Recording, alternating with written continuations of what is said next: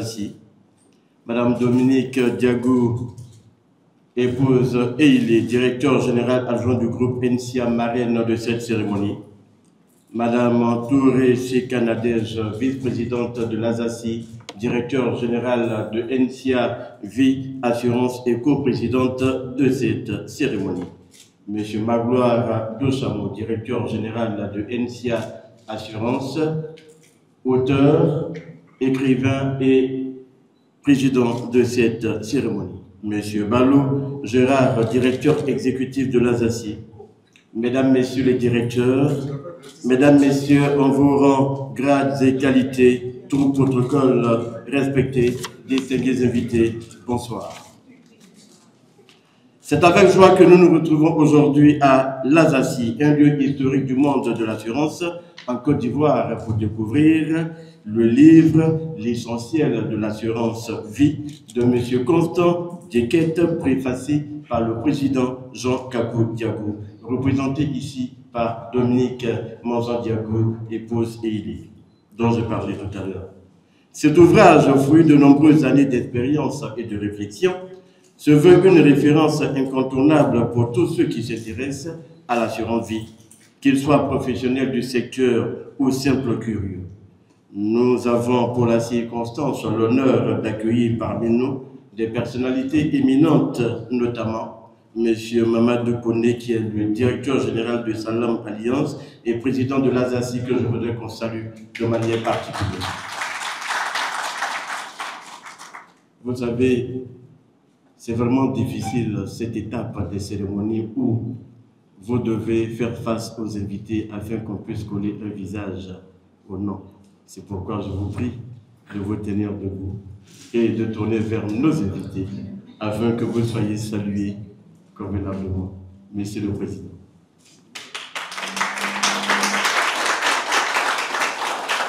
Merci pour votre bonne compréhension.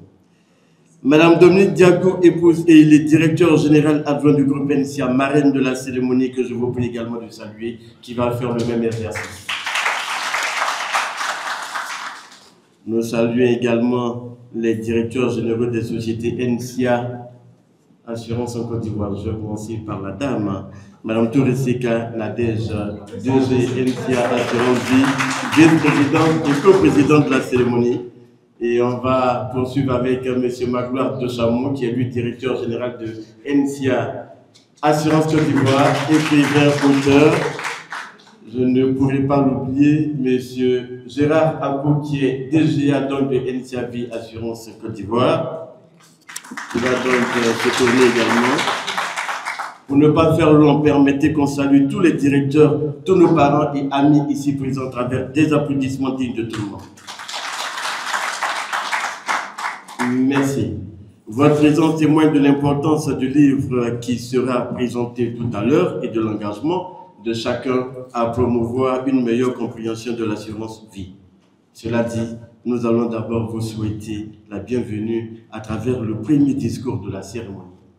Nous invitons pour la circonstance Mme Touré Chekanadej, coprésidente de la cérémonie, directeur général de NCA Vie Assurance.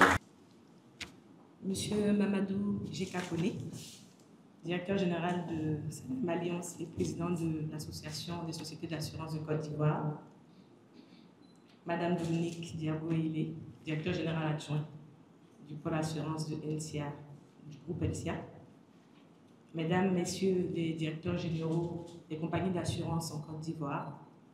Mesdames, Messieurs les directeurs. Mesdames, Messieurs, en vous rang, grade et qualité. Chers invités, bonsoir. C'est difficile d'ouvrir une telle cérémonie à travers un premier discours, mais ayant été désignée en ma qualité de co-présidente, je me fais un plaisir de faire cette mission dans le cadre d'une rencontre de ce soir, d'une rencontre du savoir, de l'innovation, mais également une rencontre d'amour. L'amour d'un homme pour l'assurance vie, qui se matérialise non pas par une bague, mais par un ouvrage d'exception, l'essentiel de l'assurance vie. L'essentiel de l'assurance vie, de M. Constant Djeket, directeur général de NCA Assurance au Togo et auteur. Pour la circonstance, au nom du comité d'organisation et de l'auteur du livre à l'affiche, je vous souhaite la bienvenue à cette cérémonie de dédicace. Une invitation pour nous pour découvrir un ouvrage qui, j'en suis convaincue, marquera un tournant dans notre compréhension et notre pratique de l'assurance vie. Je tiens à saluer particulièrement la présence de M. Mamadou Jekakoude, président de l'Association des sociétés d'assurance de Côte d'Ivoire, ainsi que de Mme Diago épouse Eilé, directeur général adjoint du pôle assurance NCA. Mme Diago représente également M. Jean Kakou Diago et Mme Janine Kakou Diago, tous deux empêchés et qui n'ont pu se joindre. Merci de votre présence. Nous avons également parmi nous les directeurs généraux de plusieurs compagnies d'assurance que je tiens également à saluer pour leur présence très remarquée. Je vous souhaite donc tous la bienvenue à tous les professionnels de l'assurance, mais également à vous tous, parents et amis, que vous soyez familiers de l'assurance ou pas.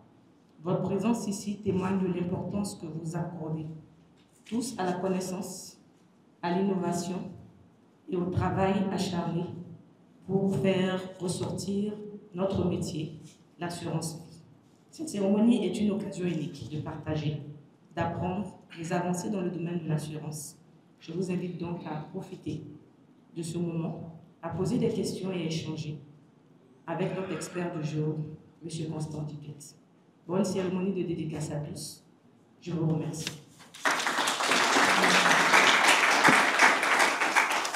On raccompagne Mme Touré Sita Nadé sur sa place.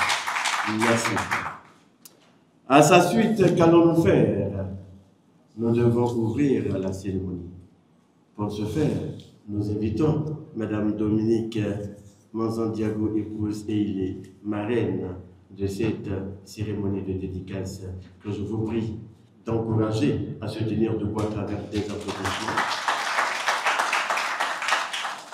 Merci Eric. Effectivement, je suis très timide et je suis en train de rougir actuellement.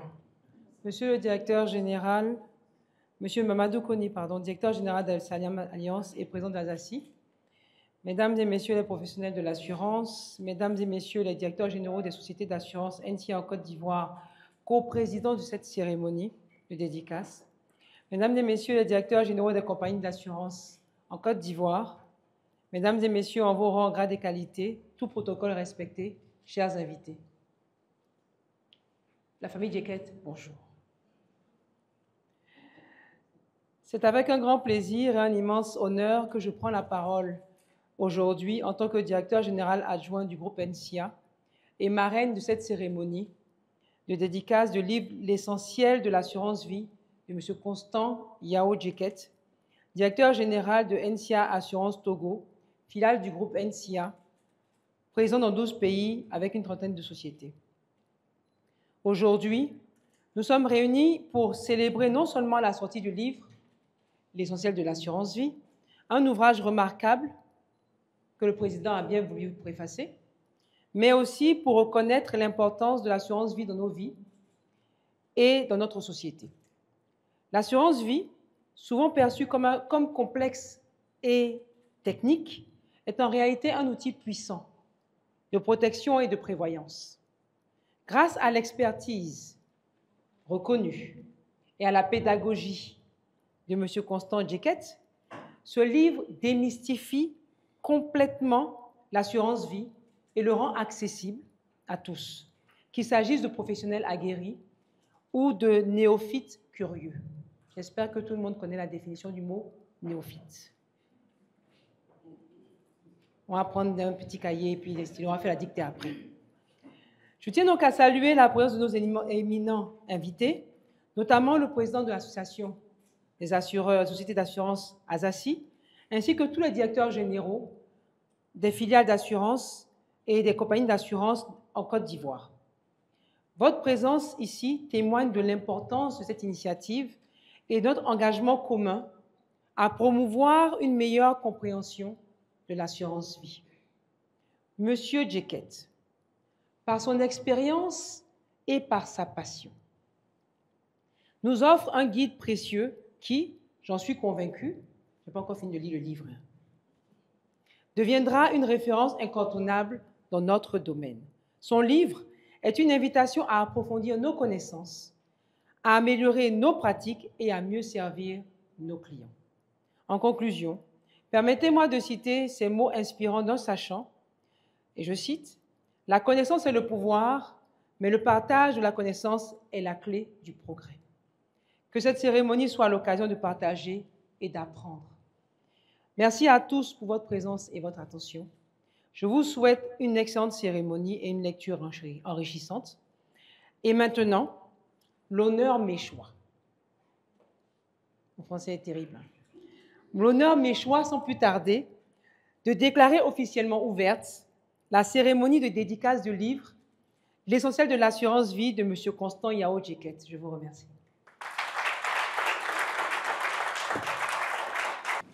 Permettez que nous puissions installer les invités qui doivent être à la table de science de l'autre côté, sur ma gauche.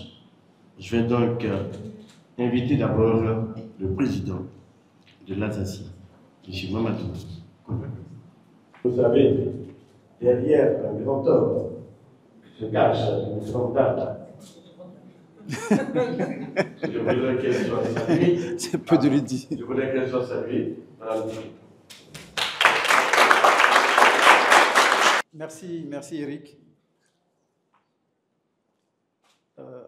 Normalement, il y a quelqu'un qui devait me présenter et je devais rebondir là-dessus pour introduire le livre. Mais cette personne n'est pas venue. Et donc, je vais faire cet exercice de me présenter moi-même. Ce n'est pas pour être prétentieux, mais c'est pour expliquer pourquoi j'ai écrit le livre. Dans 2 ans, je vais à la retraite. Et si je ne l'écrivais pas maintenant, ça risquait d'être un peu compliqué. Je suis arrivé dans l'assurance presque par hasard. J'ai commencé par faire des études de mathématiques. Après quoi, je suis rentré en école de commerce en France et j'ai fait aussi une école d'actuariat. Et j'ai commencé ma carrière dans une entreprise qui s'appelle PFA, Athéna Assurance. Je vais expliquer après pourquoi je dis tout ça. À PFA Assurance, j'étais chargé d'études actuarielles, donc en charge du calcul des primes et des provisions mathématiques en back-office. Et à la faveur d'une fusion ou d'un rachat de PFA par le groupe AGF, je suis rentré aux AGF en tant que contrôleur de gestion parce que j'avais envie de comprendre les résultats, le compte de résultats de l'entreprise. Et à l'époque, on faisait beaucoup d'études de rentabilité qui étaient des sujets qui me passionnaient. Et donc, c'est comme ça que je suis devenu contrôleur de gestion, poste que j'ai occupé pendant un certain temps. Et puis, les fusions arrivant, AGF a été racheté par Allianz. Et donc, ma carrière s'est poursuivie chez Allianz et je suis allé à l'audit interne, en tant que responsable d'audit interne, jusqu'à ce que je décide de rentrer en Côte d'Ivoire. Le parcours en France m'a permis d'avoir un certain nombre de connaissances, aussi bien sur les assurances que sur la fiscalité des assurances et sur tout ce qui était rentabilité et l'ensemble des préoccupations qui concernaient l'assurance. C'est en fait cette chance que j'ai eue de faire ces différents métiers dans notre domaine qui ont renforcé ma conviction et ma passion pour l'assurance, parce que je suis arrivé dans ce secteur presque par hasard. Ensuite, je rentre en Côte d'Ivoire, où j'ai eu la chance de travailler à la Loyal Vie en tant que directeur des opérations, et c'est la première fois que je rencontre des clients, puisque en tant que directeur des opérations, j'étais en charge de la direction commerciale. Et j'ai commencé à rencontrer des clients, et les questions les plus courantes, vous les connaissez certainement. Pourquoi vous parlez d'assurance vie et puis vous parlez de décès? On ne comprend rien à ce que vous dites. Vous parlez d'épargne, vous parlez de protection, voilà, toutes sortes de choses qui ont forgé des éléments que vous allez certainement retrouver dans le livre, c'est l'idée que notre métier est très souvent technique, incompréhensible, trop éloigné des vrais consommateurs. J'ai fait ce parcours à la Loyale pendant 6 ans et ensuite le groupe NCA cherchait un contrôleur de gestion. Et j'ai postulé pour aller faire contrôle de gestion groupe. Et le président Diago qui me reçoit, qui me dit « Mais tu as déjà fait du contrôle de gestion dans ta vie, pourquoi tu veux encore faire du contrôle de gestion ?» J'ai essayé d'expliquer. En fait, ce n'était pas explicable. Et il m'a dit « Nous sommes en train de créer une filiale. Je vais sauter une partie parce que ça va faire un peu long. Nous sommes en train de créer une filiale en Guinée, parce qu'il m'avait d'abord proposé le Mali et puis voilà. En Guinée, est-ce que ça vous intéresse d'aller diriger cette filiale, la créer et la diriger? À l'époque, Dadis Camara était au pouvoir. Je dis non, ça il faut que j'aille demander à mon épouse parce qu'on ne va pas en Guinée comme ça. Donc je vais lui demander, je vous reviens demain. Donc il m'a donné cette possibilité d'aller consulter ma famille et de revenir. Et je lui ai dit, bon président, je suis prêt à affronter le défi parce qu'effectivement mon parcours me permettait, enfin j'étais relativement confiant même si je n'avais jamais été directeur général de ma vie. Donc c'est le président Diago qui me donne cette opportunité de mettre en pratique tout ce que j'ai appris ou tout ce que j'ai retenu parce que quand on est salarié, forcément on n'est pas toujours content. On a envie de faire des choses et les DG de l'époque ne vous permettent pas de tout faire.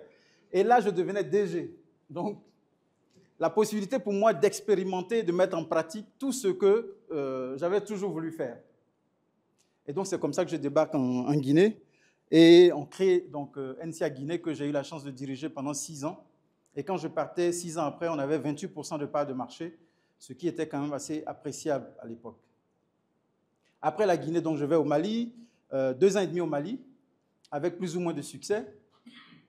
Et après le Mali, depuis donc bientôt 7 ans, je dirige les filiales. Enfin, j'ai dirigé les filiales du Togo, les 2, vie et non-vie, pendant un certain temps. Et depuis ce 1er janvier 2025, je dirige uniquement NCA Assurance Togo.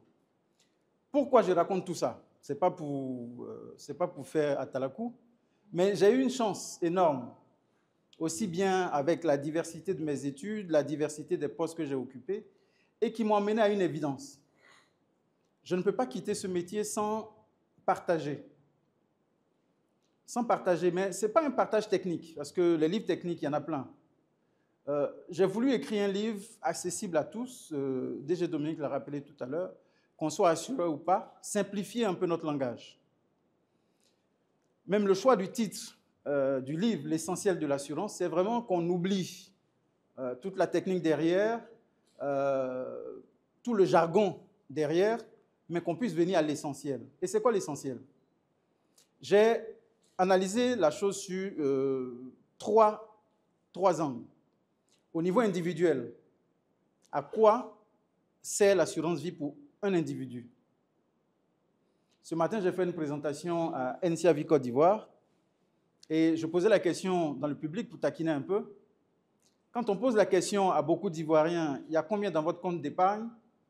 Très souvent, ce chiffre n'est pas très loin de 0. Des fois, c'est le minimum que la banque retient sur le compte qui y reste. Pourquoi? Parce qu'on n'arrive pas à épargner. Parce qu'on a du mal à épargner en Afrique. Vous vous souvenez, pour ceux qui ont fait des études d'économie, on vous définit l'épargne comme le résidu de la consommation. C'est-à-dire quand on vous paye, quand vous avez fini de consommer, vous épargnez le reste. Celui qui prend cette définition, c'est normal que son compte d'épargne soit à 0.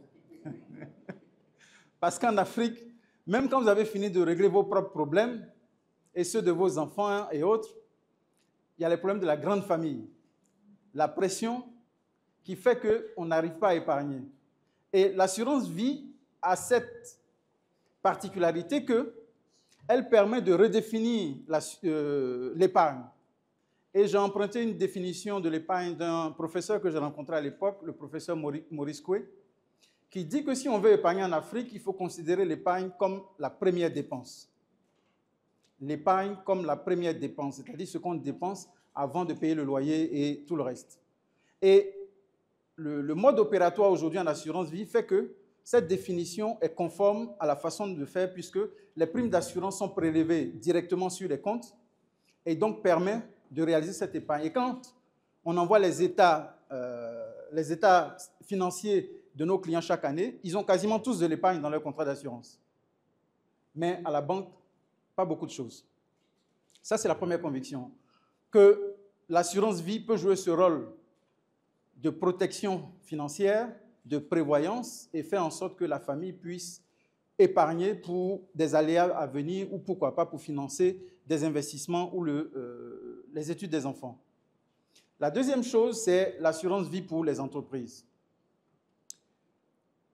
Vous savez que dans nos pays, le rôle social, ce qu'on attend d'une entreprise va au-delà du salaire et autres. On attend d'une entreprise, très souvent, que l'entreprise nous assiste lorsqu'on a des difficultés.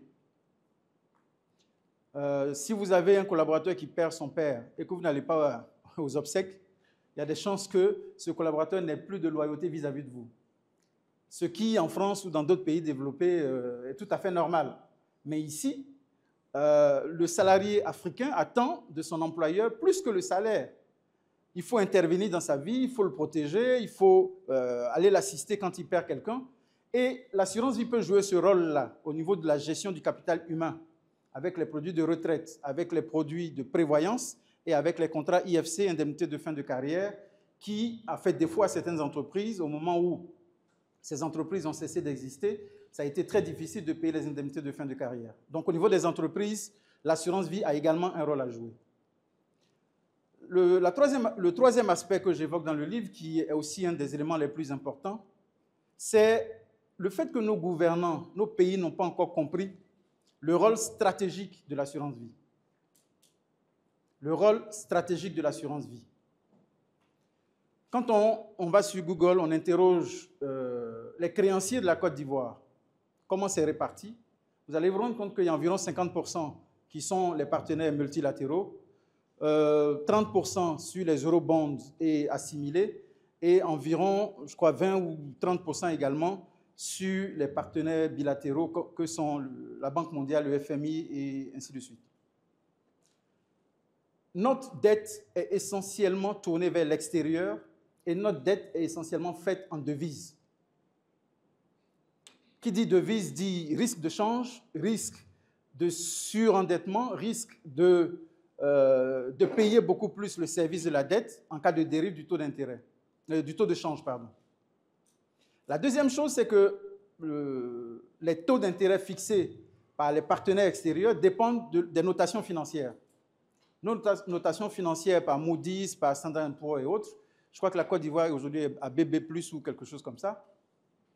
Ce sont des éléments que les partenaires utilisent pour fixer les taux d'intérêt qu'on nous fait. Mais même quand on regarde la corrélation entre ces taux d'intérêt et les notations, on se rend compte qu'il y a une prime de risque supplémentaire pour l'Afrique. Ça veut dire qu'à taux d'intérêt égal, à notation égale, un pays d'Amérique du Sud va s'endetter moins cher qu'un pays d'Afrique. Donc tout ça pour dire que quoi? Pour dire que l'argent que les pays occidentaux nous prêtent très souvent vient des fonds de pension des autres. Ce sont les fonds de pension, les fonds de retraite des autres qui sont investis chez nous. Pourquoi nous n'arrivons pas à mobiliser notre épargne interne? Donc ce sont ces questions que je pose dans le livre. Et je pars du principe que tout le monde peut le faire, tout le monde peut épargner, mais à condition que l'État joue son rôle de leader. Les compagnies d'assurance ne peuvent pas y arriver seules. Ce n'est pas possible. Ou peut-être dans 100 ans, et encore. Le taux de pénétration de l'assurance que tout le monde décrit, qui est de autour de 1,5 ou 1,6%, ça dépend des pays. Il y a 20 ans, je crois que c'était la même chose. 20 ans plus tard, nous sommes au même niveau. Ça veut dire que si rien n'est fait au niveau de l'État pour jouer vraiment son rôle, on ne va pas y arriver. Pour donner quelques chiffres, quand on regarde le nombre de personnes qui cotisent pour leur retraite en Côte d'Ivoire, nous sommes autour de 5%. Environ 1 100 000 salariés déclarés à la CNPS et puis, je crois, 300 000 ou 400 000 fonctionnaires. Ça fait 1,5 million ou 1,6 million qui cotisent pour leur retraite et les 28 millions autres laissés pour compte. Avec un peu de chance, ceux qui ont des investissements ou des activités qui leur assurent des rentes, leur vieux jour peut être garanti, mais sinon, globalement, il y a des problèmes sérieux qui attendent un certain nombre de personnes. Donc environ 5% de personnes. J'ai regardé ce chiffre au Sénégal, au Togo et dans d'autres pays d'Afrique, ça aussi entre 4 et 6% à peu près. Quand j'ai regardé le chiffre au niveau du Maroc, on est à plus de 13% de personnes qui cotisent pour leur retraite. En France, on est au-delà de 49%. Le rôle stratégique de l'assurance, on le sent notamment en France, pour prendre cette référence qu'on connaît tous. Vous savez que l'assurance vie s'est développée en France grâce à la fiscalité. Cela a commencé il y a quelques années avec les lois Madelin, pour ceux qui savent, qui permettaient aux travailleurs non salariés qui cotisent à un organisme de retraite de déduire ces montants de leurs revenus imposables. Donc les lois Madelin, il y a eu les lois Sarkozy, DSK, ainsi de suite. L'idée derrière, c'est que l'État a compris que en modifiant la fiscalité et en mobilisant davantage d'épargne, ça permet de financer le développement de l'État à travers les investissements que font les assureurs. C'est un peu ce maillon-là, cette possibilité importante qui fait défaut aujourd'hui chez nous. Et quand on regarde encore d'autres chiffres, en Côte d'Ivoire, il y a un peu plus d'1 million de planteurs. Il y a un peu plus d'1 million de planteurs. Si on prend les femmes qui vendent au marché, elles sont peut-être au-delà de 2 millions, 3 millions. Toutes ces personnes ont des ressources. Toutes ces personnes ont des ressources. Mais pourquoi elles n'investissent pas? Pourquoi elles ne prennent pas de contrat d'épargne? Pourquoi elles ne cotisent pas à un organisme de retraite? C'est la question. Et je pense qu'au-delà des assureurs, nos États ont aussi des rôles à jouer. Parce que les assureurs, malheureusement, avec notre réputation, si l'État ne donne pas le coup de pouce nécessaire, on ne va pas y arriver seul. Aujourd'hui, tout le secteur informel, tout le secteur qu'on appelle informel, c'est des gens qui brassent beaucoup d'argent. Je prenais l'exemple récemment même des jeunes qui lavent des voitures. C'est des personnes qui se font des fois 10 000, 20 000 francs par jour en lavant des voitures. Mais nous, assureurs aussi, on n'est pas allé les voir. Ces gens-là, pour leur proposer nos solutions, ce sont les mêmes salariés sur lesquels on tape pour vendre nos contrats d'assurance vie. Mais il y a des champs de développement énormes dans d'autres secteurs. Mais il faudrait qu'on puisse mettre en place des mécanismes conjoints avec nos États pour que chacun jouant son rôle, l'État jouant son rôle, que toute la population soit protégée. Mais derrière, ce n'est pas uniquement la protection ou l'épargne, mais c'est aussi le côté stratégique de cette épargne-là pour nos États, pour permettre de mobiliser cette ressource interne, pour nous permettre de financer notre développement. Le dernier point que je vais évoquer dans ce livre, qui n'est pas très connu aussi, mais c'est au niveau des individus, c'est comment on peut utiliser l'assurance vie pour gérer la succession. Nous sortons de plus en plus de situations où ce sont les enfants qui s'occupaient de leurs parents. De plus en plus, les gens travaillent à se constituer un patrimoine. Quand on constitue un patrimoine pour le léguer à ses enfants, ce qui serait bien, c'est de les aider à jouir pleinement du patrimoine. Beaucoup de gens ne savent pas que sur les droits de succession, il y a des droits de succession sur tout ce que les parents laissent. Même quand votre père vous laisse une maison, vous ne pouvez pas aller changer le titre foncier en votre nom comme ça gratuitement. Donc, si c'est une maison qui vaut 200 millions, qu'on vous dit de payer 5% de droits de succession, il faudrait pouvoir être capable de le faire. Et quand on fouille bien, beaucoup de maisons sont encore au nom des arrière-grands-parents parce que les successions successives ne se sont pas faites.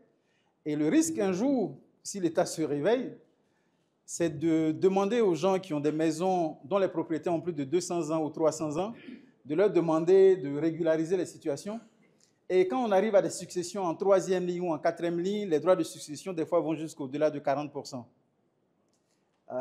Donc, si on vous a laissé une maison de 200 millions il y a plusieurs années que vous avez sauté des étapes, c'est toujours au nom de votre arrière-grand-père, on va vous demander de payer. J'ai mis les taux dans le livre, je n'ai pas les taux en tête, mais selon le niveau de la succession, ça peut faire beaucoup de dégâts. Donc, l'assurance vie peut être utilisée intelligemment pour ça. Si vous avez un patrimoine à laisser, souscrivez un contrat d'assurance vie dans lequel vous allez épargner pour que cette épargne ou un contrat prévoyance décès, pour que le capital que l'assureur va payer, qui ne rentre pas dans la succession, c'est un des avantages de l'assurance vie, le capital que paye l'assureur ne rentre pas dans la succession, donc il est libéré en dehors de toute succession, permet aux héritiers d'utiliser cet argent pour payer les droits de succession et donc de solder correctement les successions. C'est une des utilisations intelligentes de l'assurance vie en France, donc je l'ai rappelé un peu dans le livre en mettant les taux et les risques que ça fait peser sur certaines personnes dans nos pays. Je vais terminer en remerciant le président de l'ASACI pour non seulement avoir accepté qu'on fasse cette cérémonie ici, mais de s'être personnellement déplacé et d'avoir invité tout le marché à venir. Remercier également tous mes collègues qui se sont déplacés pour me soutenir. Et puis, ma DG Group, la marraine de la cérémonie, pour sa présence et pour ses mots de tout à l'heure. Remercier l'ensemble des personnes qui sont ici, ma famille, les amis, des anciens collègues qui sont dans la salle. Merci de m'avoir écouté. Je crois qu'il y aura des échanges. On pourra approfondir certains sujets si vous le voulez bien. Merci beaucoup.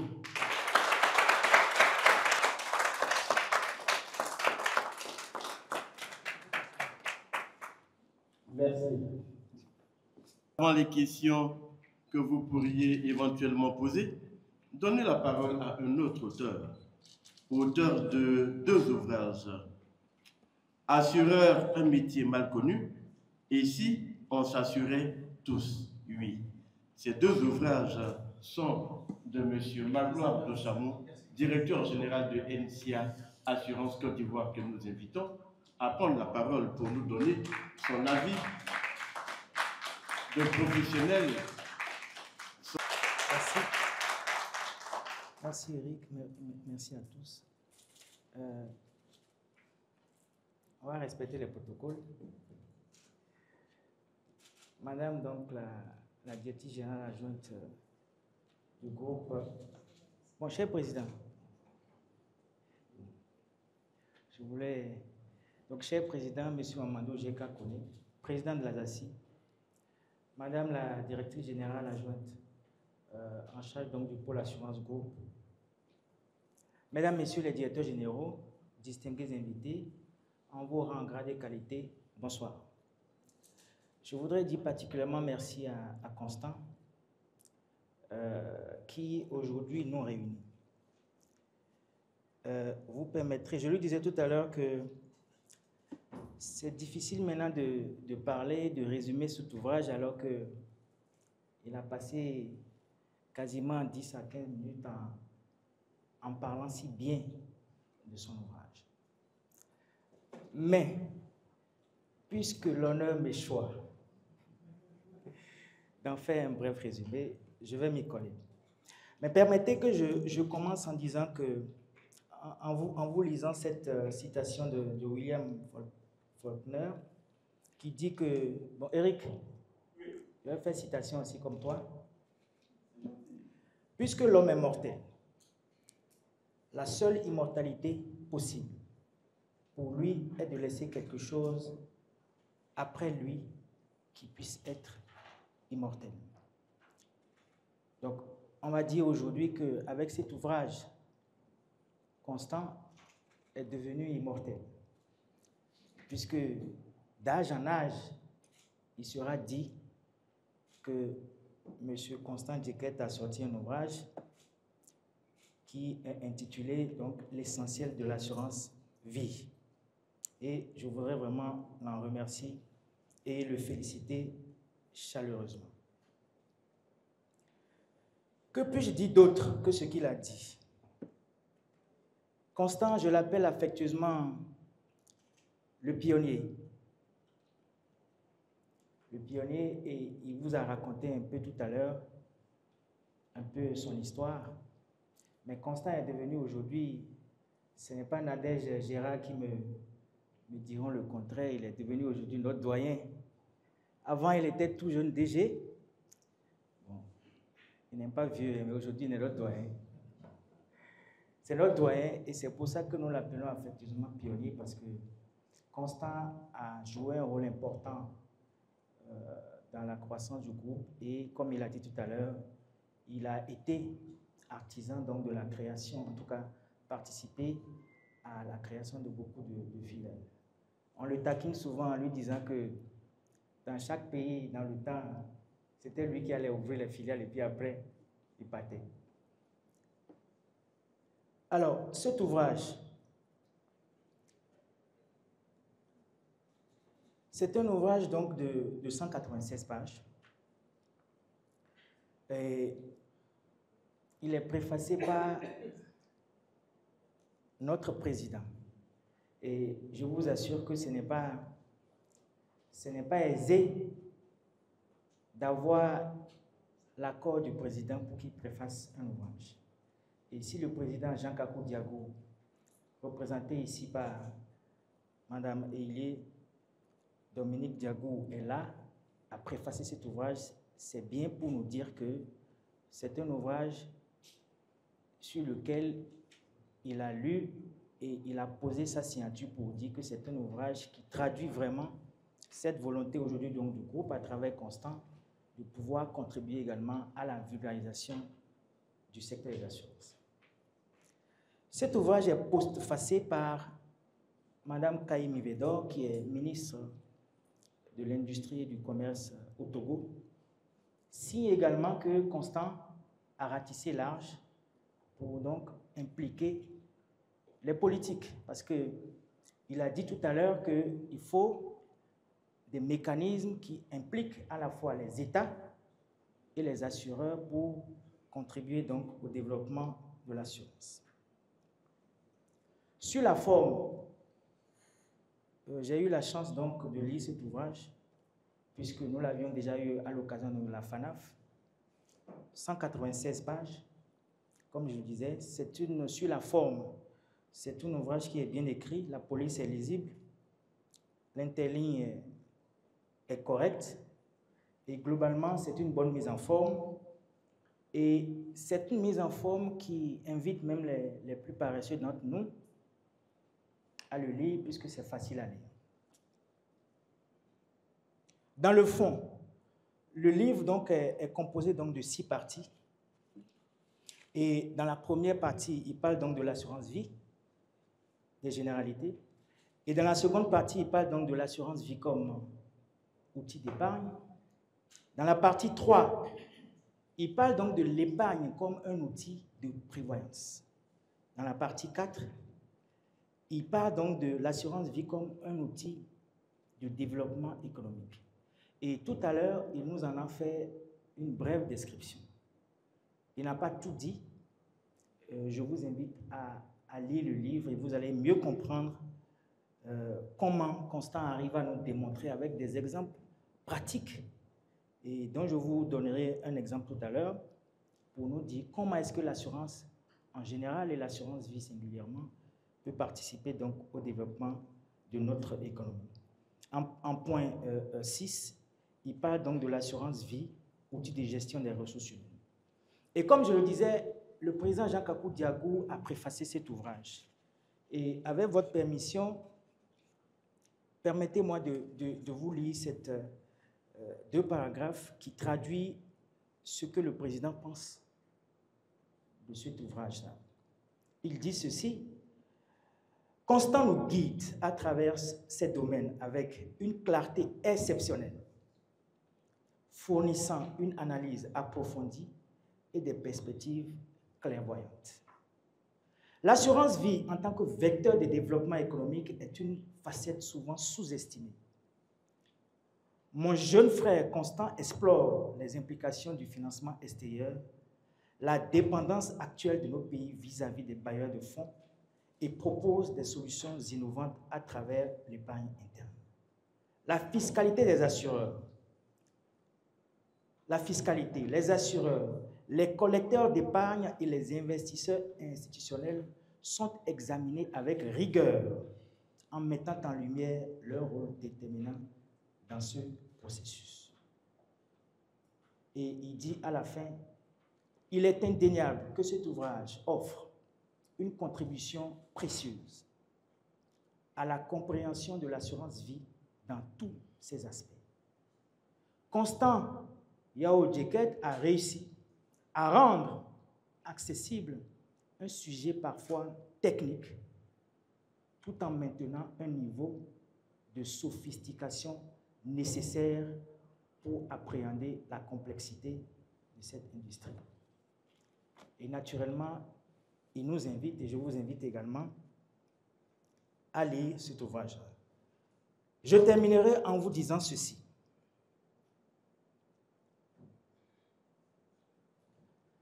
Constant a parlé de gros mots, il a cité de gros mots, il a parlé gros français, Il a parlé de Moody's, il a parlé de BB+, il a parlé de Bretton Woods. En tout cas, il a dit beaucoup de choses. Moi, je veux vous dire simplement que s'il a dit tout ça, c'est pour vous dire simplement deux choses. Pour montrer quel est le rôle social de l'assurance vie. Il a parlé de protection, il a parlé de prévoyance. Comment est-ce que l'assurance vie pouvait devenir un outil de transmission du patrimoine? Donc, le premier volet donc, de son ouvrage, c'est bien la partie protection sociale. Mais le second point, qui est tout aussi important que le premier, et c'est là qu'il vous a parlé donc, du taux d'endettement, de tout le reste. Il vous a même dit tout à l'heure que lorsqu'on regarde la liste des créanciers donc, de certains États, on voit que c'est beaucoup plus les créanciers extérieurs. Tout ça là, c'est pour nous dire que si l'État et les assureurs se mettent ensemble, on pourra réduire tout ce qu'il a dit là. C'est pour dire simplement que si l'État, les assureurs et tous les membres de l'écosystème se mettaient ensemble, on pourrait réduire la dépendance à l'aide extérieure. Et la bonne nouvelle, c'est que ça peut nous revenir moins cher. Parce qu'aujourd'hui, aller s'endetter à l'extérieur, bon, déjà on prend l'avion pour partir. Ça va réduire les coûts des billets d'avion. Voilà. L'argent est ici. On peut prendre chez les planteurs. Donc, je vous ai donné l'exemple des planteurs. On peut prendre chez les planteurs, les laveurs de voitures. On peut prendre chez les gérards. Voilà. Donc, on n'a pas de billets d'avion à payer. Ça va nous revenir moins cher. Et surtout, ça va aider à développer nos pays. Voilà un peu ce que Constant a voulu dire de façon très simple. Je ne serai pas long. C'est tout ce que je voulais vous dire. Il a déjà dit tout ce qui est dans le livre, mais lisez-le quand même. C'est important. Je vous remercie.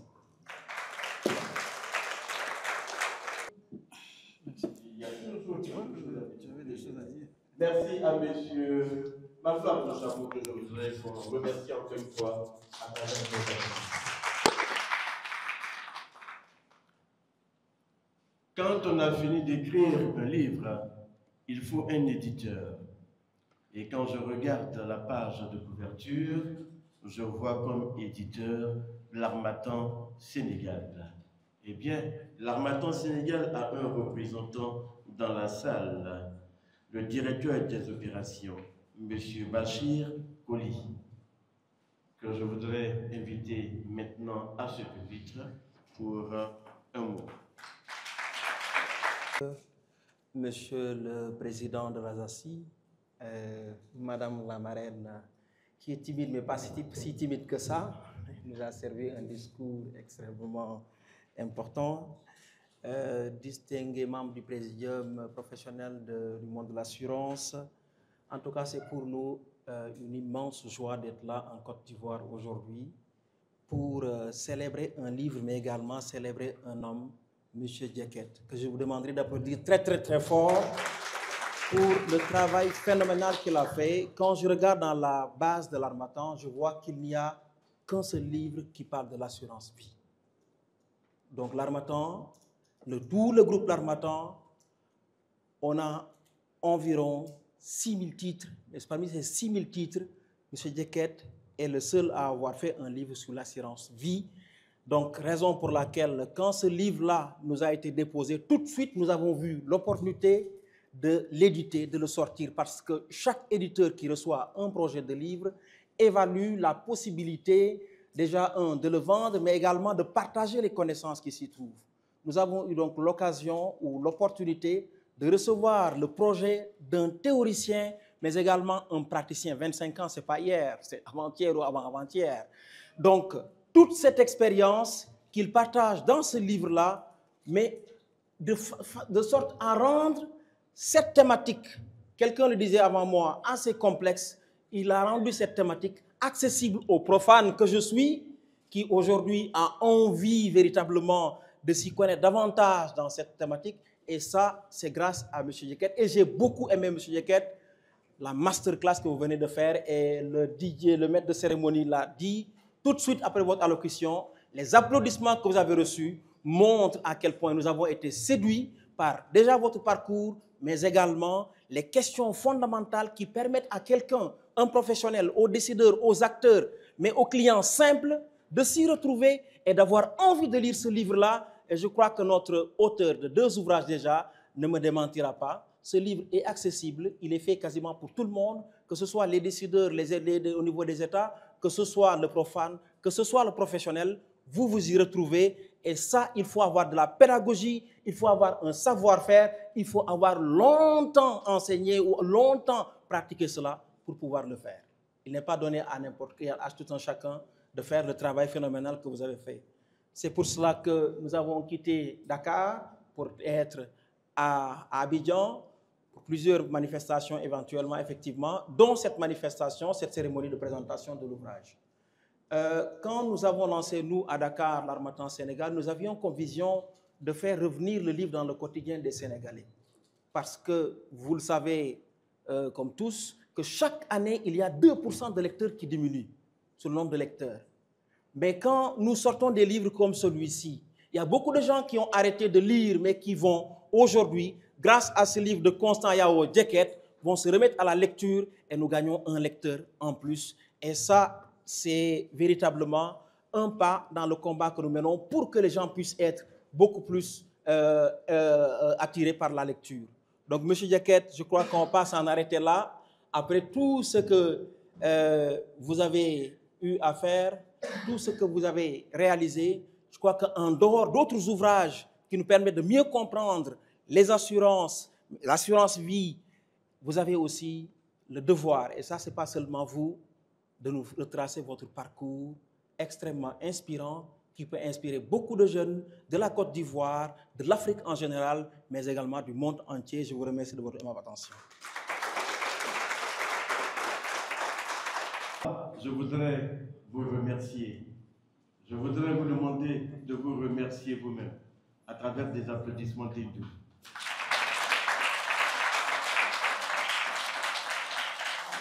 Arriver ici à l'Alsacie, écouter toutes ces personnes qui sont passées, faire tout ce que nous avons voulu, tout ce que nous avons prévu, en présence du magistrat des lieux, et ressortir sans lui donner la parole, serait créer des problèmes diplomatiques là où il n'y a pas. C'est pourquoi, distingués invités, permettez que je puisse inviter à ce pupitre le président de l'Alsacie, M. Koné Mamadou, que je vous prie de recevoir.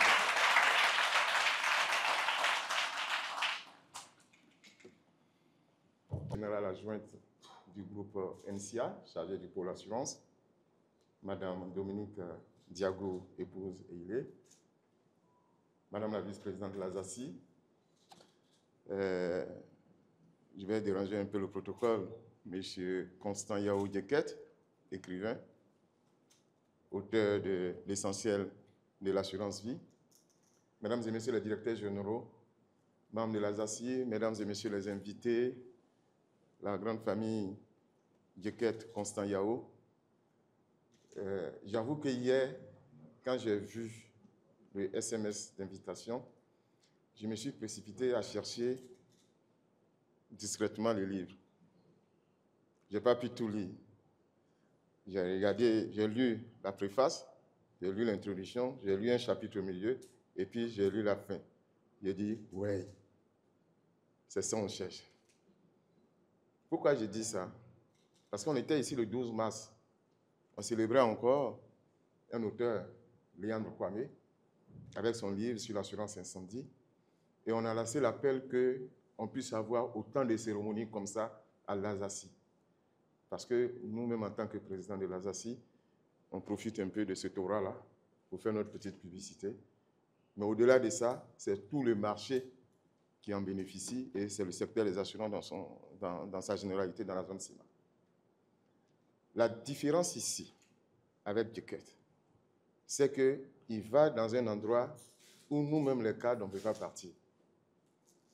Moi, je me rappelle, quand j'ai commencé à l'assurance vie, j'ai demandé à un de mes anciens là, qui partait à la retraite, J'ai dit, mais comment tu t'es retrouvé dans la filiale vie? Il me dit, ah, nous tous on travaille à la filiale IAD hein, en 86. Mais quand on veut te punir, là, on t'envoie à la vie. Quand on n'a pas besoin de toi, là, on dit, non, lui, là, il est neuf, envoyez-le à la vie, il va nous laisser tranquille. Parce qu'on se dit, là-bas, on souffre. Et on n'accorde pas d'importance à cette activité.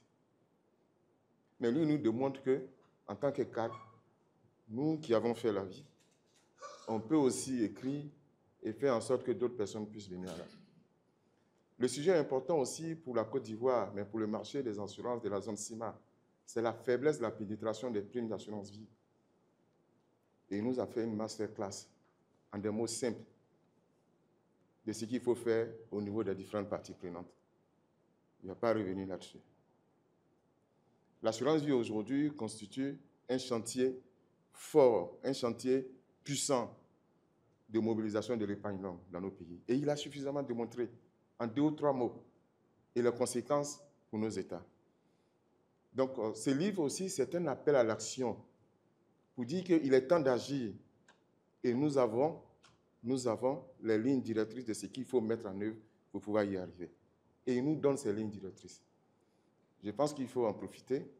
Et je peux dire qu'en tant que président d'Azaci, en tout cas, nous, au niveau du marché ivoirien, on va travailler pour faire la promotion de ces livres-là. On va travailler aussi pour les autres marchés, leur dire, nous avons quelque chose aujourd'hui que vous avez pour développer votre marché, pour vulgariser l'assurance vie, vous devriez en profiter.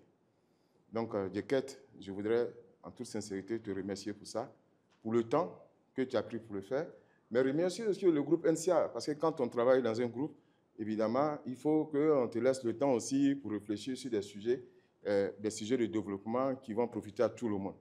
Donc, je voudrais remercier le groupe NCA aussi d'avoir encouragé ce travail, surtout d'avoir fait la préface. Après, je ne peux pas terminer mon discours sans parler de l'homme que je connais depuis un contrôle CIMA, dans lequel, quand moi j'étais à la régulation régionale, le contrôle à la loyale. Mais j'avoue que depuis que je le connais, depuis ce jour, j'ai trouvé quelqu'un de calme, humble, mais qui travaille. Et qui nous donne une leçon aujourd'hui. C'est-à-dire qu'il nous donne, au niveau de la symbolique, ce que nous devrons, je dirais, faire de la posture du donner et du recevoir. Djeket nous dit, la Côte d'Ivoire, j'ai oublié la partie française, la Côte d'Ivoire, le marché ivoirien m'a donné beaucoup de choses.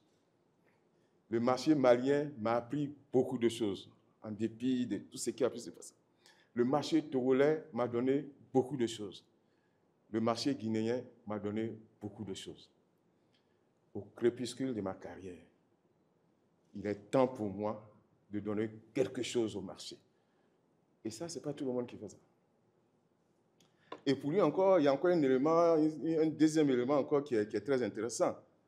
C'est-à-dire qu'il fait ça au crépuscule de sa carrière. Il dit, je termine ma carrière, je laisse ça. C'est-à-dire qu'on voit dans son comportement un comportement d'assureur vie. Lui-même, en décrivant le produit d'assurance vie, il dit, tu investis aujourd'hui pour tes vieux jours. Ou bien quand tu n'es pas là, tes enfants, les générations futures de ta famille vont en bénéficier. Mais lui, il investit dans ses livres aujourd'hui. Ce n'est pas lui qui va être le principal utilisateur, parce qu'il dit qu'il est au crépuscule de sa carrière. Donc, ce sont les générations futures, les cadres de ces marchés, des marchés de la CIMA, de demain qui sont peut-être à l'école ou bien qui sont aujourd'hui au début de leur carrière, ceux qui vont en profiter. Donc, Constant, quand tu fais ça, tu nous donnes une leçon. Je dirais, plus qu'une leçon de leadership, c'est une leçon de vie.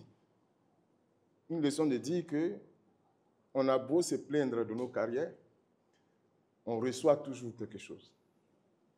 On a beau se plaindre de temps en temps de nos patrons, mais ils nous ont toujours donné une opportunité pour apprendre quelque chose. Et quand le temps arrive, ou bien quand le temps approche de partir, il est important de redonner au marché, pour son développement futur, quelque chose à la prospérité. L'essentiel, l'assurance vie. Constant, je ne sais pas quel mot on peut trouver pour te remercier, par rapport à ce que tu as fait. On peut tous, à l'unisson, continuer à faire la promotion de ces livres. En tout cas, l'Alsacie sera au rendez-vous pour faire cette promotion. Et surtout pour la fierté que nous en ressentons. Puisqu'on dit souvent, oui, quand les chiffres sortent là, moi, il y a des présidents de marché qui m'appellent, mais vous, l'assurance vie, là, vous faites comment même? C'est la magie ou bien quoi? Mais on oublie souvent aussi qu'on a des cadres, quelle que soit la nationalité, mais qui exercent en Côte d'Ivoire et qui délivrent de l'expérience, qui délivrent de la valeur et qui font en sorte que, même s'il reste beaucoup d'efforts à faire, qui font en sorte que le marché de l'assurance vie avance. En tout cas, merci pour ça. Le livre a été suffisamment résumé. Je pense que la masterclass que lui-même il a délivrée et accompagnée de l'intervention de Magloire était assez édifiante. Donc, je vais conclure mon propos pour demander qu'à l'unisson, le marché des assurances et surtout les DG qui ont accepté de répondre à notre invitation puissent faire la promotion de ces livres-là dans leur comité de direction, dans leur je pense, clientèle commerciale, pour les former, pour faire en sorte qu'ils puissent vraiment, par des mots simples, expliquer l'assurance vie aux clients, expliquer l'assurance vie aux entreprises, expliquer l'assurance vie aux différentes parties prenantes. Je vous remercie.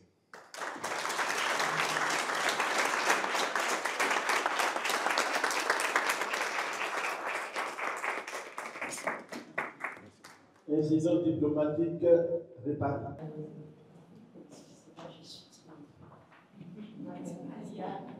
Je suis la représentante de Côte d'Ivoire de la compagnie maritime OCL. Et j'avoue, c'est la première fois que je me retrouve avec des assureurs. Et côté assurance vie, je n'y connais pas du tout.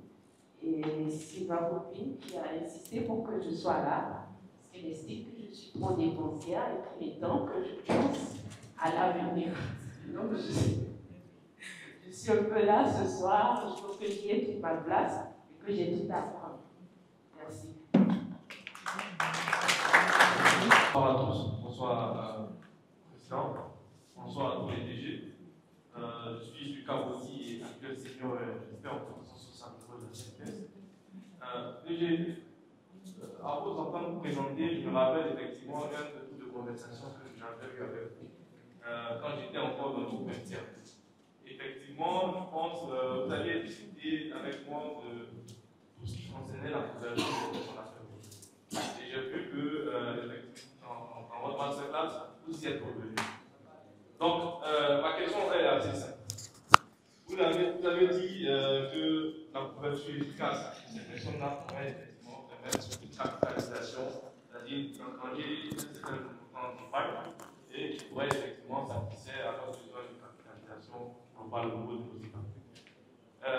Faut de constater quand même que les compagnies d'assurance n'arrivent pas à adresser véritablement, on va dire, cette partie de la population.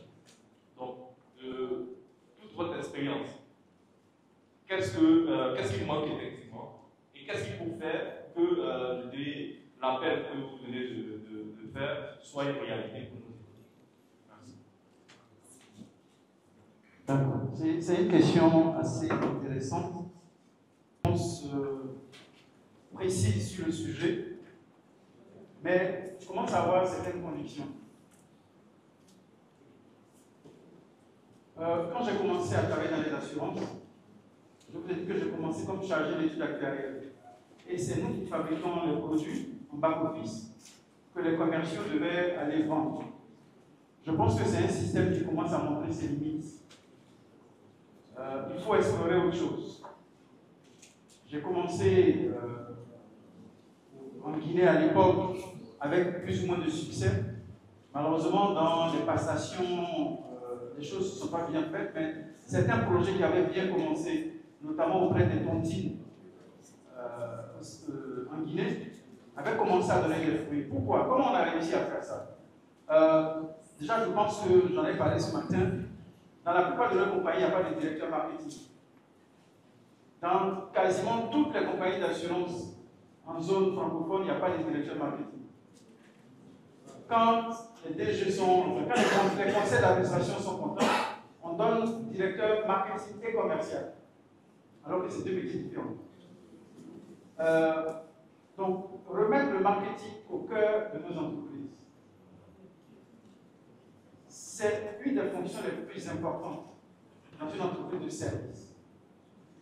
On envie souvent le développement des sociétés de téléphonie. Il n'y a pas de secret. Un actuel ne peut pas s'asseoir dans son bureau, créer un produit et puis dire aux commerciaux, allez vendre. À qui? Donc de plus en plus, ce que nous faisons dans la création de nos produits, c'est d'associer les utilisateurs. Il y a plusieurs méthodes pour cela, pour associer les utilisateurs dans la création des produits. Il ne faut pas croire que les gens sont idiots. Les gens ont des besoins. La méthode la plus simple, c'est de faire des focus group pour les appeler, pour leur poser des questions ouvertes, pour discuter. Et de ces questions, de ces réponses, sortiront une substance qui vont vous permettre de faire des produits les plus adaptés possibles. Et mieux, des fois les transformer en commerciaux. Ils connaissent plus leurs besoins que vous. Donc je pense que c'est une des méthodes que j'explore énormément actuellement, avec, j'espère, beaucoup plus de succès que ce que je n'ai aujourd'hui. Mais la tendance est prometteuse. Je pense que voilà, si j'ai une réponse à donner, nos échecs jusqu'à maintenant de pénétrer le secteur informel sont liés à notre façon de travailler. La deuxième chose que je voulais dire, c'est que on a souvent pensé qu'il suffisait d'aller voir les sociétés qui ont réussi comme Orange, MTN, de leur mettre un produit d'assurance sur leur plateforme et puis comme par magie, chaque mois ils vont venir nous verser des prix. Non. C'est pas parce qu'on a mis un produit sur un téléphone que ça va se vendre. Il y a une étape importante qui manque, c'est l'étape de sensibiliser, créer le besoin chez le client et convaincre le client. Le téléphone n'est qu'un moyen de souscription. Comme la digitalisation, aujourd'hui on est tous à la sauce digitale, la digitalisation est un moyen. Ce n'est pas parce que vous avez créé une application sur laquelle il y a les produits les plus intéressants du monde que les gens vont souscrire. On a encore un travail pédagogique, un travail de sensibilisation à faire. Et pour cela, il faut associer les utilisateurs. Il faut remettre le marketing dans son rôle. Laisser les acteurs derrière et ne pas faire le calcul. C'est pour ça que moi j'ai quitté parce que rencontrer les clients, discuter avec les gens, résoudre leurs problèmes, moi c'est ça qui me passionne. Des amis de 50 ans ou de 40 ans, 42 ans exactement. Sylvestre Conin, actuel, et le président directeur général de Actu Conseil. Myriam, qui a de David, qui nous a rejoint, qui est directeur général du groupe Sounou, banque. Roger, un ami aussi de 50 ans. Roger, je ne sais pas ce que tu fais maintenant. Quand je te laissais, tu étais directeur général de Innova, informaticien. Je suis en contact avec les clients pour leur sur les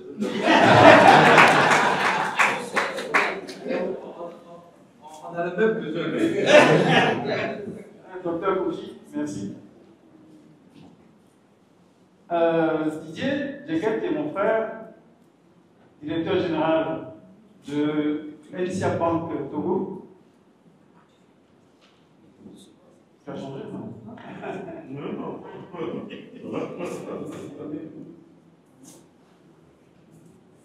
Est-ce qu'il y a d'autres questions, des éclaircissements, des contributions? Merci, M. Djeguet. C'est vrai que je suis son frère, je dis M. Djeguet parce que Constant est quelqu'un qui mérite son prénom.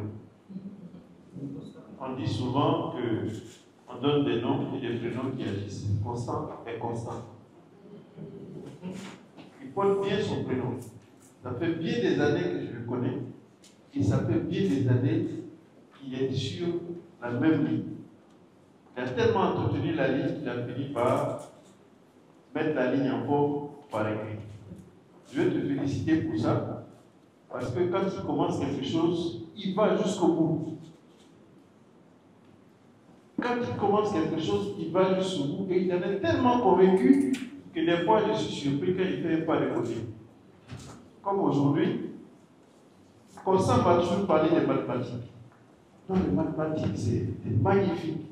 C'est la meilleure des choses. Et puis après, c'est vrai que les mathématiques ont produit être actuelles et tout ça. Il est devenu assureur. Aujourd'hui, il me dit, je quitte les calculs et je me mets avec les clients. Dis-nous comment tu fais cette transition. Comment tu quittes les mathématiques, le back-office, pour venir maintenant en front. Merci beaucoup. Ok. C'est un peu... Et puis des événements qui me sont aussi arrivés. Je crois que j'en parle un peu dans le livre sans utiliser le nom véritable de la personne. J'ai un ami qui est décédé à 42 ans, DG de banque. Et le jour où j'ai vraiment senti que mon métier est important, c'était ce jour-là aussi. L'entreprise dans laquelle il était avait souscrit un contrat de prévoyance qui garantissait 2 ans de salaire en cas de décès. Et le jour où j'ai signé le chèque pour sa veuve, j'ai eu la conviction que mon métier servait à quelque chose. Parce que quand on est DG de banque à 42 ans, on ne s'attend pas à partir. Il suffit qu'on a tout l'avenir devant soi et qu'on va pouvoir s'occuper de ses enfants. Et il a eu un cancer qu'il a emporté en moins d'1 an. Et heureusement que son entreprise avait souscrit. Ce sont ce genre de petites expériences qui vous donnent petit à petit la conviction que votre métier sert à quelque chose et qu'on ne se lève pas tous les matins, on ne réfléchit pas pour rien. Et je n'ai pas d'autres explications. Et puis, quand, pour les calculs, tout le monde me fait. Donc, à un moment donné, il faut laisser les plus jeunes faire les calculs et tu vas de l'avant. Donc, c'est vrai qu'à l'époque, je ne jurais que par les mathématiques. Et que maintenant, voilà, ma nouvelle passion, c'est l'assurance vie. L'assurance de façon générale, mais plus particulièrement, j'ai un penchant pour l'assurance vie. J'espère vous avoir partagé cette conviction-là ce soir. Le micro. Le micro, s'il vous plaît. Touré, juste à côté là. Je crois. Merci. Je pense que c'est. Je pense que à la question de mon ami et frère Dr Bourgi, je pense que ce que Constant ne dit pas, je reconnais tout à l'heure quand il disait que le marketing était très important. Dans les entreprises, je pense qu'il ne tient pas ça de très loin. Parce que suivez tous mon regard, ce monsieur, il vit dans le marketing. Le marketing est tellement proche de lui qu'il s'est rendu compte que, en fait, la vie c'est le marketing.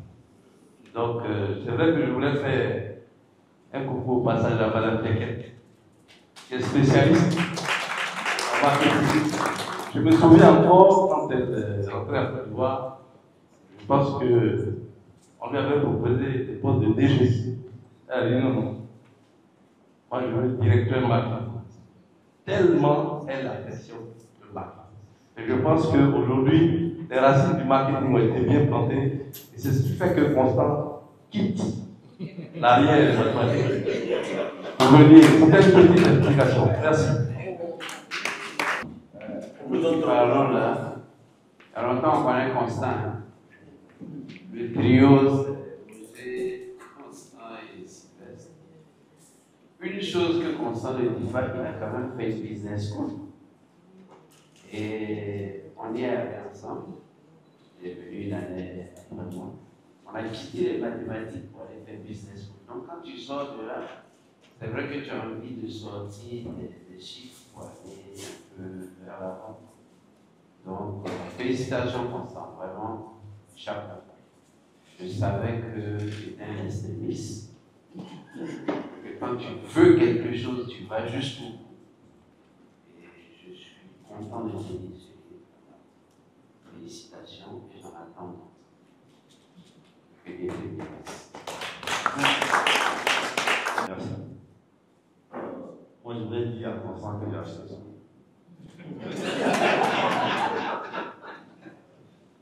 J'ai acheté son livre parce que je vois avant commencer une expérience quelque part. Il en a parlé lors de son intervention tout à l'heure. Nous avons fait un chemin ensemble. et heureux de l'avenir aujourd'hui et de l'héritage qu'il nous laisse. Nous qui avons 10 années devant nous, parce qu'il reste 2 ans.